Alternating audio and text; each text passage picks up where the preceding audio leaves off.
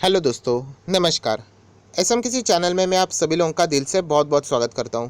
दोस्तों, इस वीडियो में हम लोग बात करने वाले अभी जो हमारे प्राइम मिनिस्टर थे, मिस्टर नरेंद्र मोदी जी। तो उन्होंने हमारे इंडिया के साथ साथ दुनिया के जितने भी बड़े बड़े बिजनेसमैन हैं, इंडस्ट्रियलिस्ट हैं, उनको यहाँ पे कुछ इंपॉर्टेंट बातें बताई हैं। अगर हम लोग हमारे इंडिया से बात करें तो आप सभी लोगों को पता था कि ये जो वर्चुअली यहाँ पे जो बातें होने वाली है, वहाँ पे रतन टाटा, उसी के साथ साथ देखा जाए तो मुकेश अंबानी, उदय कोटक, नंदन नीलकणी जी, मतलब बहुत बड़े बड़े हम लोगों को यहाँ पे बिजनेसमैन, इंडस्ट्रियलिस्ट इस मीटिंग को अटेंड करते हुए देखने को मिले थे।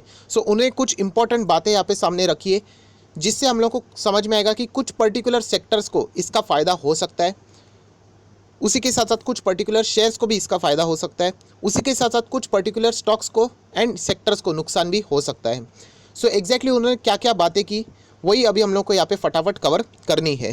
तो सबसे पहली बात, उन्होंने शुरुआत ऑब्वियसली यहाँ पे कोविड से ही रिलेटेड की है।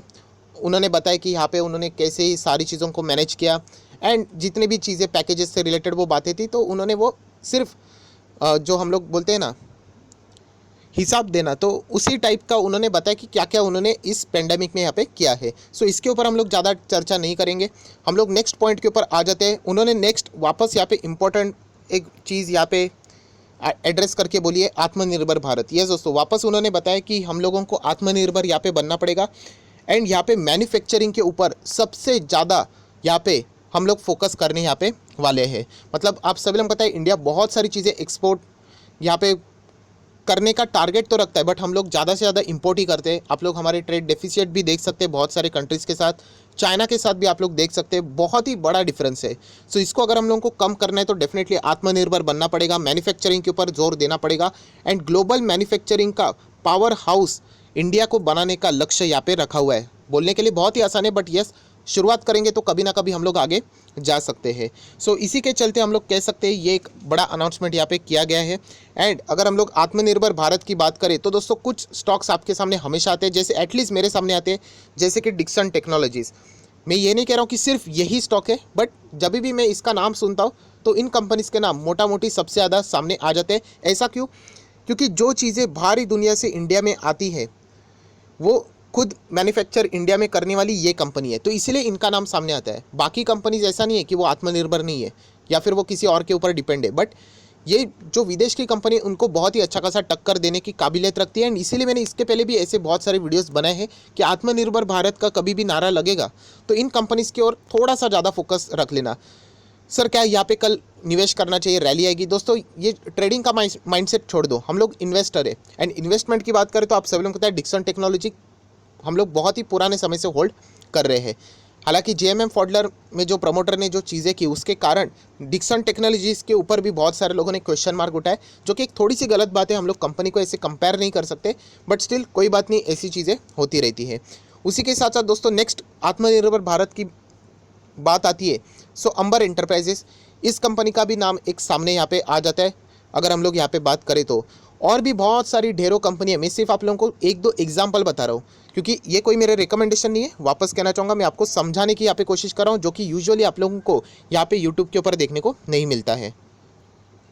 सो दोस्तों, इसी से चलते हम लोग को और कुछ इंपॉर्टेंट चीज़ें देखनी है, जैसे कि अगर हम लोग बात करें डॉलर 1.5 ट्रिलियन, यस दोस्तों, डॉलर 1.5 ट्रिलियन निवेश करने का यहाँ पे लक्ष्य रखा हुआ है। एंड अगर हम लोग बात करें तो ये जो लक्ष्य रहेगा वो नेशनल इंफ्रा पाइपलाइन के जरिए हम लोग को ये निवेश होते हुए आगे देखने को भी मिल सकता है।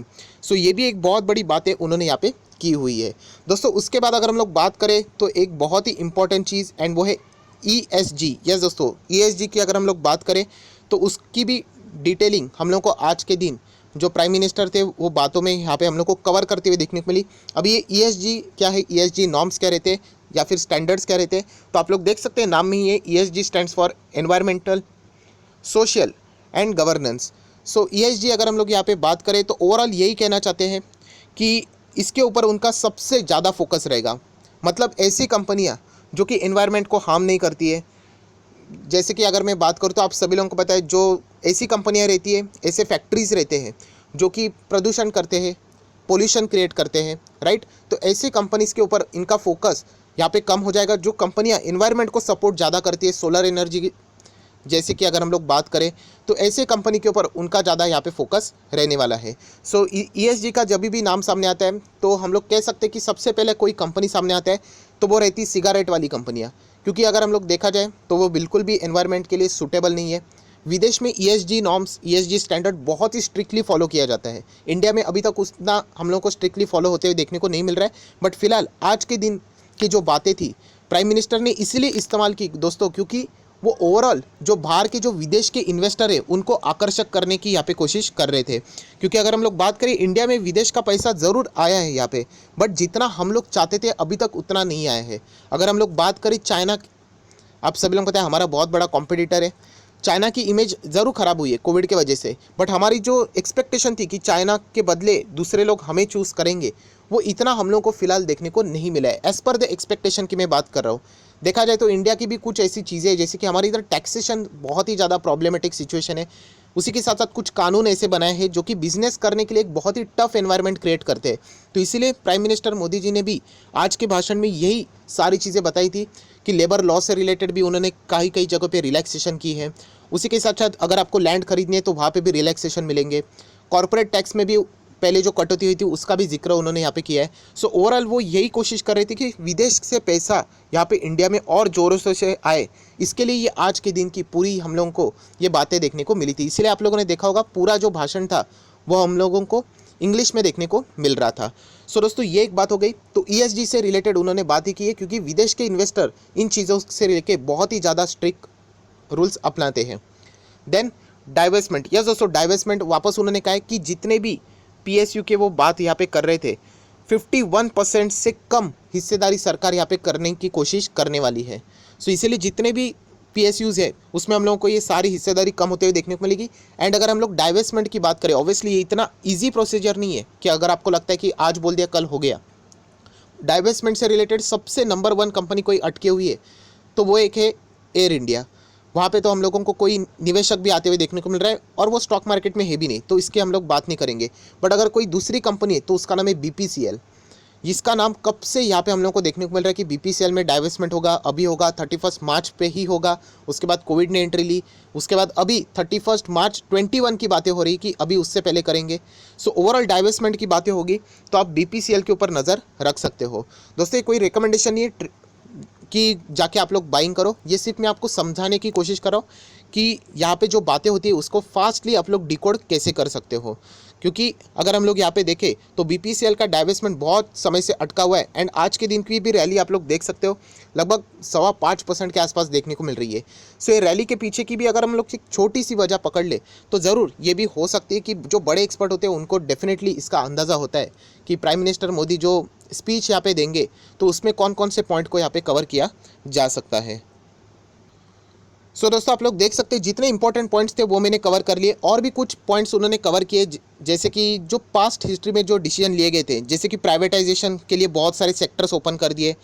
कोल की अगर हम लोग बात करें, स्पेस की बात करें, डिफेंस सेक्टर की बात करें, या फिर अगर हम लोग ऑटोमेट एनर्जी की बात करें तो उसके लिए जो ऑलरेडी जी चीज़ें हुई थी उसका जिक्र उन्होंने वापस एक बार कर दिया है। सो ओवरऑल जो आज का जो स्पीच था प्राइम मिनिस्टर मोदी का वो एक ही था कि विदेश का पैसा भारत में कैसे आए, उसके लिए वो विदेश के जो इन्वेस्टर थे, बिजनेसमैन थे, उनको टारगेट करने की कोशिश यहाँ पे कर रहे थे। एंड अगर हम लोग ओवरऑल इस जितनी भी ये स्पीच की बात हुई उसमें अगर इंपॉर्टेंट पॉइंट की ही बात करें, मैंने वैसे भी इंपॉर्टेंट पॉइंट ही कवर किए, तो सबसे पहले एक डाइवेस्टमेंट का इंपॉर्टेंट पॉइंट है, आत्मनिर्भर भारत का है, एंड ESG नॉर्म्स का भी बहुत एक इंपॉर्टेंट पॉइंट है। ESG नॉर्म्स जैसे मैंने आप लोगों को बोला दोस्तों कि बहुत सारे लोगों को इसका सीरियसनेस नहीं है, क्योंकि ये विदेश में बहुत ज़्यादा फॉलो किया जाता है, इंडिया में अभी तक उतना हम लोगों को स्प्रेड होते हुए देखने को नहीं मिला है। सो आई आशा करता हूँ दोस्तों जितने भी मैंने आप लोगों को कुछ शेयर्स बताए वो कोई भी मेरे रिकमेंडेशन नहीं है, मैं आप लोगों को सिर्फ सपोर्ट के लिए ये सारी चीज़ें यहाँ पे बता रहा हूँ कि आप लोग कैसे वापस एक बार चाहो तो वो स्पीच देख सकते हो। छोटा सा स्पीच था, कोई लंबा चौड़ा स्पीच नहीं था, एंड उसको यहाँ पे आप लोग जोड़ के टैली करके देख सकते हो। वापस ये कहना चाहूँगा कि ये जो स्टॉक्स मैंने दिखाए वो सिर्फ उतने ही स्टॉक्स नहीं कि उसको यहाँ पे उसका फ़ायदा होगा या फिर नुकसान होगा, ये सिर्फ आपको सैंपल के लिए मैंने आप लोगों को यहाँ पे बताया है। सो आई आशा करता हूँ आपको इसमें से सीखने के लिए कुछ ना कुछ मिला होगा, तो ज़रूर इस वीडियो को लाइक करना, दोस्तों के साथ शेयर करना, तो उनको भी ये सारी बातें पता चल जाएगी। So that's it, thank you very much दोस्तों, we will be meeting our next video, तब तक के लिए बाय बाय।